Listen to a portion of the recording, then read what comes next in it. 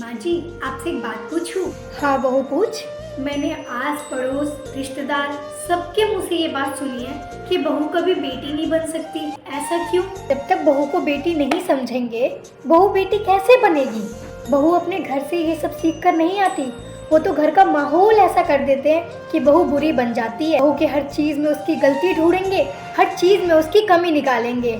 अपनी बहू की तुलना दूसरों की बहुओं से करेंगे। उसकी बहू अच्छी है, उसकी बहू अच्छी है। अपनी शादीशुदा बेटी से अपनी बहू की बुराइयां करेंगे। और इतना सब कुछ करने के बाद बहू से उम्मीद करते हैं कि वो हमारी इज्जत करे। मैं तो बस एक बात जानती हूँ, जब इंसान का बुढ़ापा आता है, वो बिस्तर पकड़ लेता है, तो ना वो नाथ रिश्तेदार काम आते हैं, ना वो पड़ोस की बहुएं काम आती है, ना अपनी शादीशुदा बेटी काम आती है। उस वक्त सिर्फ अपनी बहू काम आती है। तो इसलिए अपनी बहू की बुराई किसी और से ना करें।